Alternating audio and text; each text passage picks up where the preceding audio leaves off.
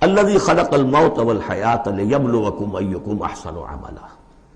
اب دیکھیے ہم نے حیات انسانی کا جو اب تک سمجھا ہے، جس کو کہ عمرو نے، جو کہ بہت بڑا شاعر ہے، اس نے اپنی بیوی سے خطاب کر کے کہا ہے حیات ثم موت ثم بعث حدیث و خرافات یا عمری۔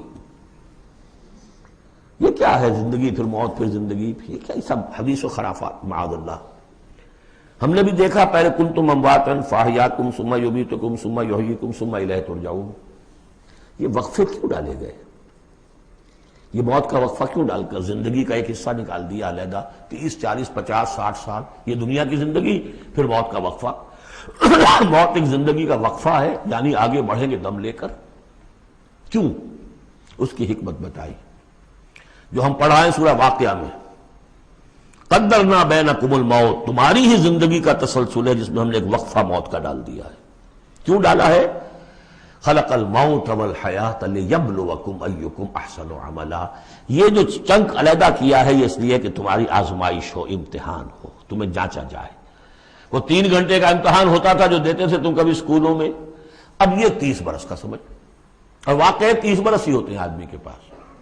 پہلی زندگی کے 20 25 برس ویسے گزر گئے، شعور ہی ابھی نہیں ہے، اور پھر ایک خاص عمر کے بعد جو ہے آگاہ ڈھیلے پڑ گئے، اور پھر یہ کہ لکیٰ لا یعلم من بعد علم شیئا، 30 نہیں ہوں گے 40 مل جائیں گے آدمی کو۔ کام تو یہی ہوتا اس کی زندگی کا، لیکن اس لیے ہے لیبلوکم ایکم احسن عملا، تاکہ تمہیں جانچے پرکھے دیکھے تم میں سے کون ہے اچھے عمل کرنے والا۔ اب دیکھیے علامہ اقبال کی جو نظم ہے زندگی کے موضوع پر،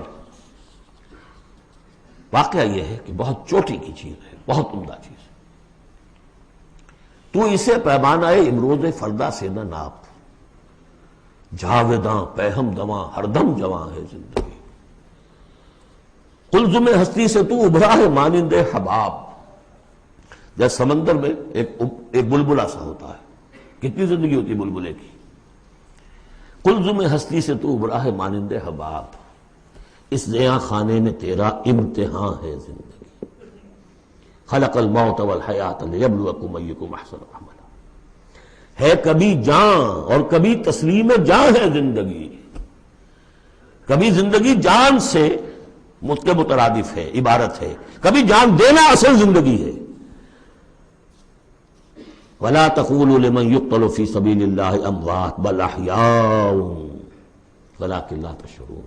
ہے کبھی جان اور کبھی تسلیم جان ہے زندگی، اصل زندگی جو ہے وہ جان دے دینے سے حاصل